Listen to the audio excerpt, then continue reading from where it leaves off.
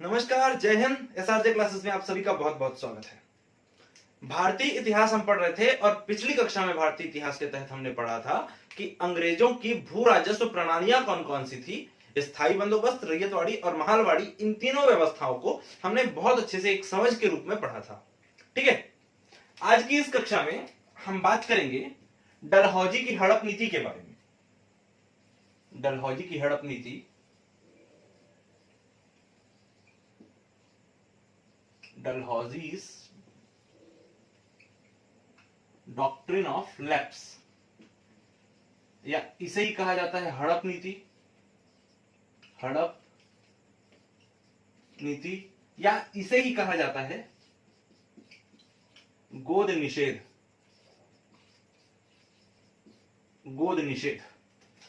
देखिए, हमें अंग्रेजों को समझना है ना, तो अंग्रेजों के साम्राज्य विस्तार को समझना हमारे लिए बहुत ज्यादा जरूरी है। और साम्राज्य विस्तार किस प्रकार से हो सकता है, तो देखिए, अगर हम बात करेंगे साम्राज्य विस्तार की,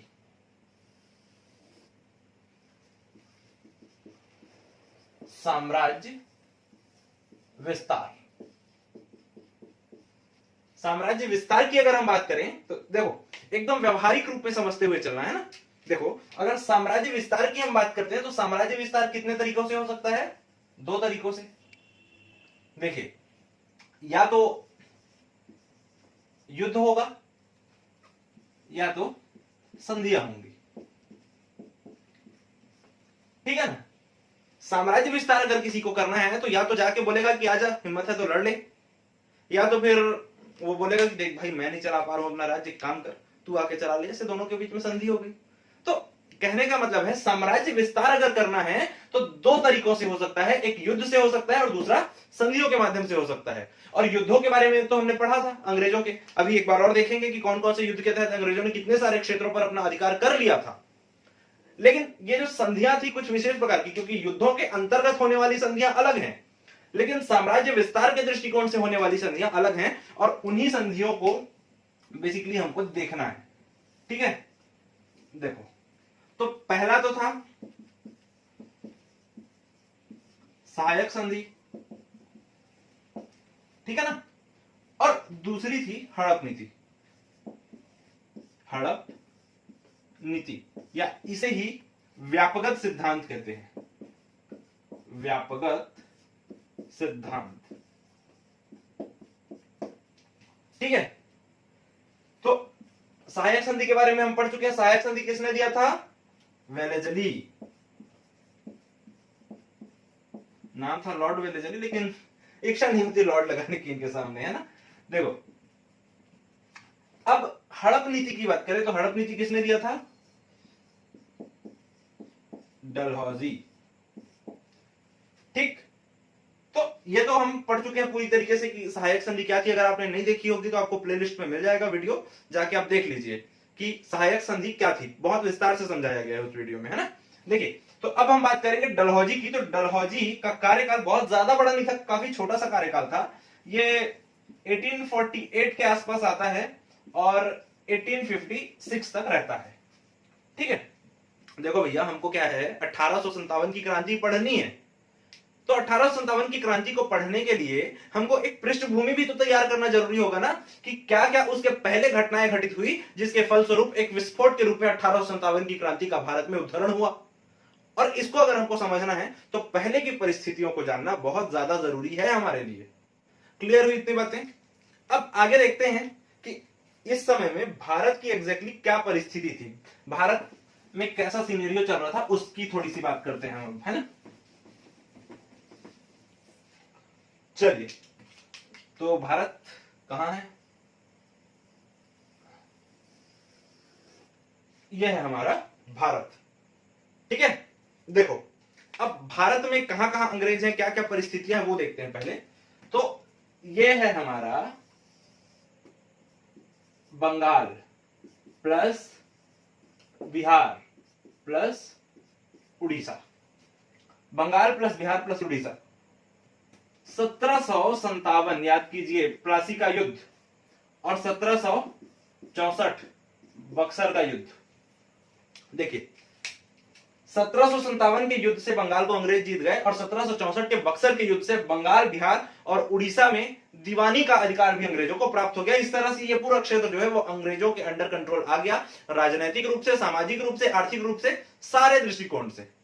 ठीक, इसके ऊपर ये है दिल्ली।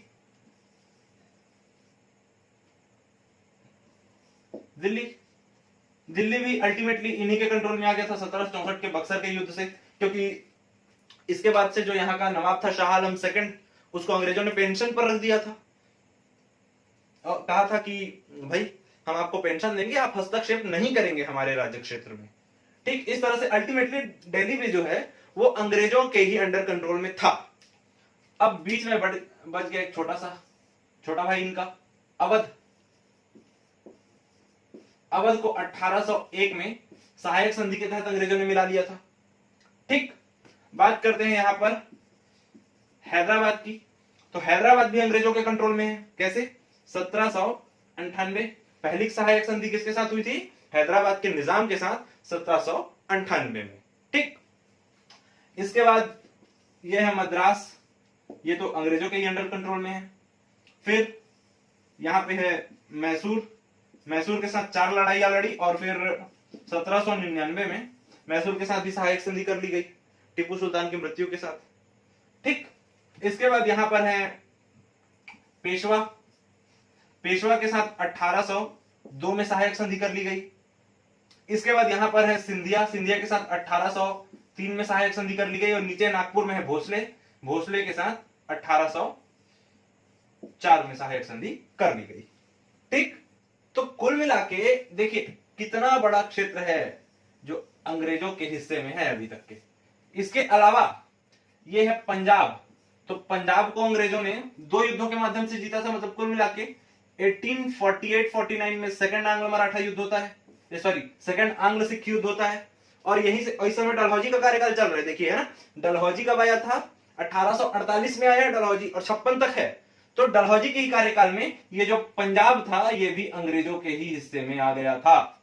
इसके अलावा सिक्किम, ऊपर इधर सिक्किम को अंग्रेजों ने 1850 में जीता था। और उसके अलावा भारत का इधर वाला जो देश है ना, बर्मा, इधर उधर जगह नहीं है, मैं इधर बना दे रहा हूं, बर्मा। बेसिकली इन्होंने लोअर बर्मा को जीता था। तो 1852 तक के बर्मा भी इनके हाथ में था। अब देखिए अंग्रेजों का साम्राज्य देखिए आप, उधर बर्मा, इधर ऊपर सिक्किम, इधर पंजाब और इधर के तो सारी जगह।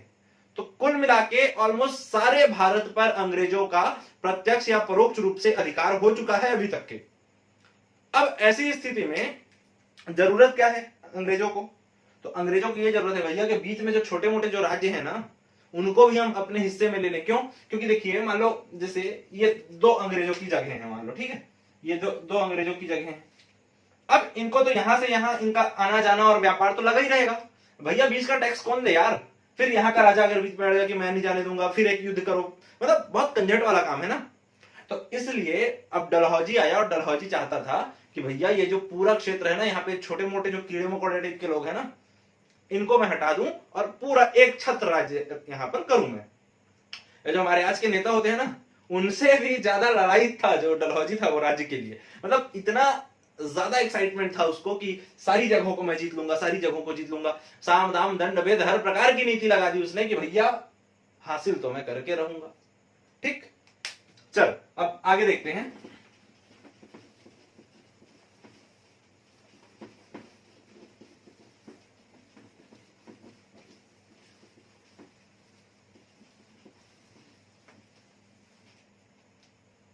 अब हम बेसिकली बात करेंगे व्यापक सिद्धांत या फिर हड़प नीति के बारे में। तो हड़प नीति में ना, ये जो डलहौजी साहब थे हमारे, ये डलहौजी चचा, इन्होंने 3 प्रकार के राज्य बताए हैं। 3 प्रकार के राज्य बताए हैं। तो कौन कौन से 3 प्रकार के? देखिए, पहला थे स्वतंत्र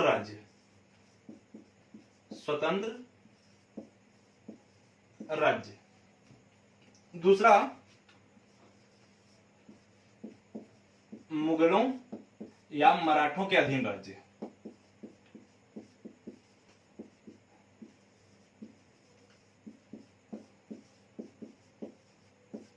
और तीसरा ब्रिटिश राज्य। ये 3 प्रकार के राज्य डलहौजी ने बताए। ठीक, अब देखो बेसिकली ये जो हड़प नीति थी वो क्या थी, होता है ना कि कई पहले क्या होता था, बहुत सारे राजा ऐसे होते थे या बहुत सारे राजवंश ऐसे होते थे जिनकी कोई संतान ही नहीं होती थी। अब भैया संतान नहीं है तो वो क्या करते थे, किसी भी योग्य व्यक्ति को या फिर कोई भी बच्चे को उठा के गोद लिया उन्होंने और फिर उनकी मृत्यु के बाद उसको राजा घोषित कर दिया। तो डलहौजी बोला कि भाई एक जो आपकी जनता है वो आपको राजा मानती है और ऐसे आप किसी भी व्यक्ति को उठा के जो कि आपका कि जीन का भी नहीं है उस व्यक्ति को आप उठा के राजा बना दिए, क्या गारंटी है कि आप में जो क्वालिटी है जिनको जनता पूजती है अपने राजा को देवता की तरह, तो क्या गारंटी है कि उस बच्चे में भी वही क्वालिटी होगी। तो कुल मिला के आप जो गोद लेने वाली जो प्रथा है ना वो यहां पर नहीं चलेगी। आपके अगर आपका वंश आगे नहीं बढ़ रहा है, आपका अगर पुत्र नहीं हुआ है तो उस राज्य पर हमारा अधिकार हो जाएगा। इस तरह से कुछ जो डलहौजी थी उसकी हड़प नीति की पॉलिसी थी। आगे देखते हैं अच्छे से। तो स्वतंत्र राज्य जो होते थे जिनसे जो ना तो मुगलों के अधीन थे, ना तो मराठों के अधीन थे और ना ही अंग्रेजों के अधीन थे, तो वो जो है गोद लेने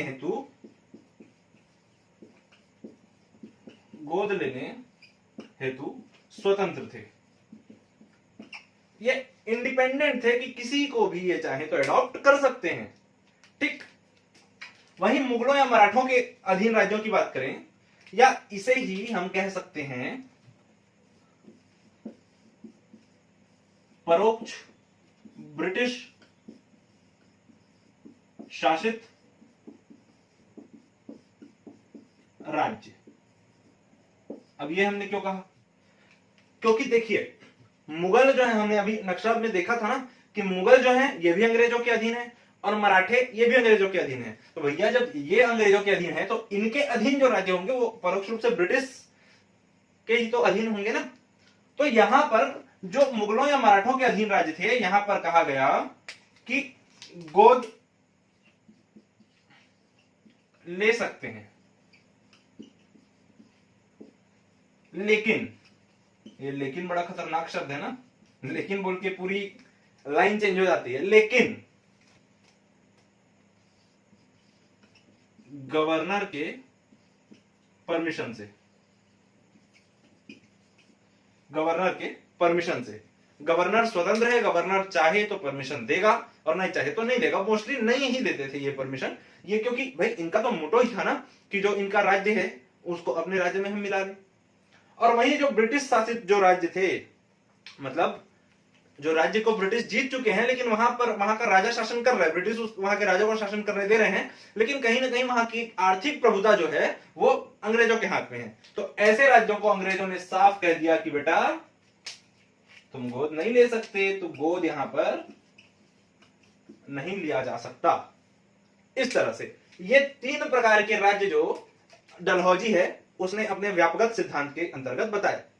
पहला, स्वतंत्र राज्य, जो राज्य स्वतंत्र हैं, जिनका अंग्रेजों से दूर तो कोई संबंध नहीं है। भैया आपके यहां अगर बच्चा नहीं है तो आप किसी को गोद लो और बनाओ अपनी जगह में, कोई मतलब नहीं है हमको। हाँ, लेकिन अगर मराठों या मुगलों के अधीन है, तो चूंकि मराठे और मुगल भी अंग्रेजों के ही अधीन थे, इसलिए कहा गया कि भैया अगर आपको गोद लेना है ना तो आगे हमसे परमिशन लो, हम मान गए तो अच्छी बात है, नहीं माने तो कोई बात नहीं, आपका राज्य तो हमारे हिस्से में आ जाएगा।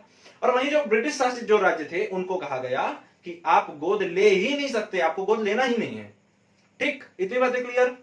तो चलिए अब आगे देखते हैं किस तरह से, किस क्रम में, इसका जो क्रम है ना राज्यों का वो बहुत ज्यादा इंपॉर्टेंट है। ठीक है, वो एग्जाम में आपसे पूछा जाता है और ये जो अभी मैंने थ्योरी बताया ये आपके लिए मेंस के दृष्टिकोण से काफी हेल्पफुल रहेगा, है ना। मेंस में जब आप आंसर राइटिंग करते हैं ना तो एक समझ का होना बहुत ज्यादा जरूरी होता है किसी भी चीज को लेकर।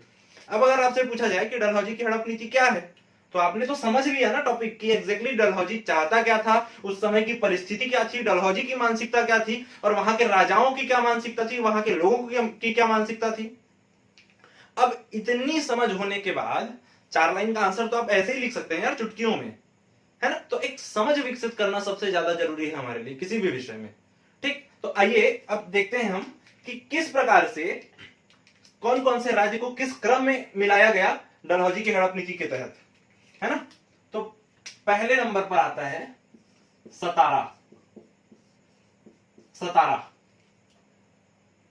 ये सतारा याद कीजिए, कौन सा राज्य है सतारा? जब हमने आंग्ल मराठा युद्ध पढ़ा था, याद कीजिए, अंग्रेजों ने पेशवा को जीता था और वहां पर जो छत्रपति शिवाजी महाराज के जो वंशज थे उनको एक सतारा नामक छोटा सा राज्य दिया। प्रताप सिंह को एक छोटा सा राज्य सतारा दिया, हमने पढ़ा था, याद कीजिए आप। अगर याद नहीं आ रहा होगा तो जाके एक बार फिर से वीडियो देखिए आंग्ल मराठा युद्ध वाला, है ना। तो सतारा को छत्रपति शिवाजी महाराज के वंशजों को दिया हुआ था। लेकिन एक टाइम ऐसा आता है जब 1848 में यहां के शासक होते हैं अप्पा साहब। अब ये भी अप्पा साहब भी बेचारे किस्मत के मारे कोई बच्चा ही नहीं हुआ, तो अब क्या करेंगे? सीधे इनकी नजर पड़ी, दुर्घटना घटी। सीधे डलहौजी की हड़प नीति के अंतर्गत इसको पहले नंबर पे अप्पा साहब की मृत्यु के बाद 1848 में पहली बार जो सतारा है उसको ब्रिटिश राज्य में मिला लिया जाता है। ठीक। सेकंड नंबर में आता है जैतपुर। याद करने का टेंशन मत लीजिएगा ना, आखिरी में मैं याद करवा दूंगा इसको आपको, ठीक है। जैतपुर वर्तमान एमपी वाला एरिया, इसको 1849 में मिलाया गया। वहीं संबलपुर वर्तमान उड़ीसा, इसे भी 1849 में मिलाया गया। देखो ये संबलपुर कौन सा याद आ रहा है कुछ? 1905 में हमने जब छत्तीसगढ़ हम पढ़ रहे थे तो हमने पढ़ा था कि 1905 में उड़िया भाषी जो जिला था छत्तीसगढ़ का संबलपुर, उसको उड़ीसा को दिया गया और उड़ीसा से सरगुजा जो संभाग है उसको लिया गया। सरगुजा संभाग के 5 जो रियासत थे उनको लिया गया था, है ना। तो ये वही संबलपुर है, वर्तमान उड़ीसा में है, जिसको भी 1849 में अंग्रेजों ने डलहौजी की हड़प नीति के तहत हड़प लिया था। ठीक है। इसके बाद आता है बघाट, या इसे ही बघाट भी कहा जाता है। बघाट या बघाट, ये वर्तमान एमपी में है। ठीक है। इसे 1850 में जीता गया। इसके बाद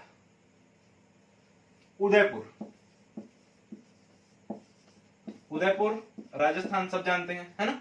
इसे 1852 में जीता गया। ठीक। इसके बाद नागपुर,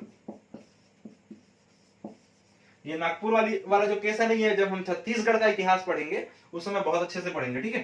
तो ये नागपुर को 1854 में मिला लिया गया। ठीक। देखिए सतारा जैतपुर संबलपुर, बघाट, उदयपुर, नागपुर, सजय सब उझाना, ये याद रखिए आप। सजय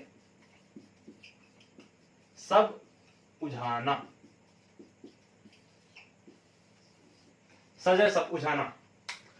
सतारा जैतपुर संबलपुर, बघाट, उदयपुर और झांसी नागपुर। अच्छा, झांसी यहां पर छूट गया है ना। ठीक, सॉरी। ये जो इसे 7वां कर लीजिए, इसके नीचे 6वां लिख लेते हैं। झांसी तो वही है, झांसी के जो राजा थे गंगाधर राव और रानी थी लक्ष्मीबाई, है ना। तो गंगाधर राव की मृत्यु हो जाती है और एक आनंद राव नाम का एक जो लड़का रहता है, बच्चा रहता है, उसको गोद लिए रहते हैं इन लोग। और गंगाधर राव की मृत्यु हो जाती है तो इनको भी प्रेशराइज किया जाता है। और फिर देखिए 1857 की क्रांति में किस तरह से जो 22-23 साल की जो लड़की थी उसने अपने मरते दम तक अंग्रेजों से लड़ाई करी। सोच सकते हैं मतलब कितनी छोटी अवस्था है भाई। अभी के टाइम में हम ढंग से दिमागी तौर पर मैच्योर भी नहीं हुए रहते जिस एज में, उस एज में पूरे राज्य की बागडोर को हाथ में लेकर इसने लड़ाई की थी, झांसी रानी लक्ष्मीबाई। ठीक।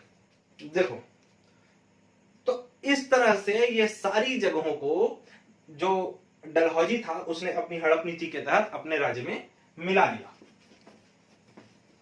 ठीक। इतनी बातें क्लियर हुई। अब देखो कोई राजा है, उसके राज्य में सिर्फ और सिर्फ संतान ना होने के कारण वो जो राजा जिसको नामित कर रहा है उस व्यक्ति को छोड़कर आप सीधे सीधे उसको अपने शासना क्षेत्र में ले रहे हैं। तो भाई ये आप अपने लिए तो ठीक कर रहे हैं, लेकिन जनता क्या सोचेगी? जनता तो उस समय राजा को भगवान का दर्जा देती थी, अपने राजा को भगवान मानती थी। और ऐसी स्थिति में आप आकर उन्हीं के राजा को हटा दे रहे हैं और राजा द्वारा नामित व्यक्ति को बनने नहीं दे रहे हैं, उसके जगह पर स्वयं वहां शासन करने का सोच रहे हैं। तो जनता में कहीं ना कहीं आक्रोश जो है वो धीरे धीरे पनपेगा और धीरे धीरे एक समय ऐसा आता है कि यही आक्रोश एक ज्वालामुखी का रूप लेता है और ब्लास्ट होता है, और जिसे ही हम 1857 की क्रांति के नाम से जानते हैं। एक कारण ये है। दूसरा कारण ये था कि अनेक जगह के जो राजा थे उनका पेंशन बंद कर दिया यार इन्होंने। देखो, जैसे याद कीजिए, पूना को जब जीता था अंग्रेजों ने, आंग्ल मराठा युद्ध याद कीजिए, अंतिम आंग्ल मराठा युद्ध, तृतीय आंग्ल मराठा युद्ध, और उसमें अंग्रेजों ने पूना को जीता था। पूना का उस समय पेशवा था बाजीराव सेकंड। और इसको क्या किए थे, भैया एक काम करो, तुम पेंशन पकड़ो और पेंशन पकड़ के तुम जाओ कहां, कानपुर, ठीक है। और यहीं से इनका जो बेटा रहता है धोंधू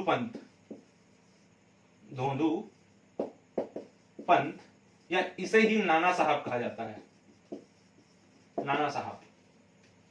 तो जब इनको भेज दिया जाता है और उसके बाद इनका कोई बेटा नहीं होता, तो ये एक को गोद लिए रहते हैं, धोंधू पंत नाम रहता है उसका, बाद में इसे नाना साहब कहते हैं। और इसको क्या बोलते हैं कि भैया हमने पेशवा को जो है पेंशन देना स्वीकार किया था, उसके बेटे को नहीं। और इस तरह से ये जैसे ही खत्म होता है, इनका पेंशन रोक दिया जाता है। अब फलस्वरूप यहां से भी आक्रोश उठता है, और यही नाना साहब जो है ये 1857 की क्रांति का नेतृत्व कानपुर से करता है। समझ रहे हैं? ये बेसिकली बिठूर भेजा जाता है इनको, ये कानपुर के ही पास है ना, तो कानपुर ही आप याद रखें। बिठूर वैसे प्रॉपर जगह का नाम बिठूर है, ठीक। इसके अलावा कर्नाटक में एक दो राजा ऐसे हुए, तंजौर के राजा का सीधे सीधे इन्होंने पेंशन ही बंद कर दिया। तो अल्टीमेटली वहां से भी आक्रोश फूटेगा। और इन सारे आक्रोशों का, इसके अलावा देखिए, इसके पहले हमने अंग्रेजों की भू राजस्व प्रणाली पढ़ी थी, तो किसानों की तो ऐसी की तैसी करके रख दिए थे इन्होंने। किसानों का हाल इतना बदहाल हो गया था कि ढंग से 2 टाइम का खाने के लिए भी नहीं होता था किसानों के पास।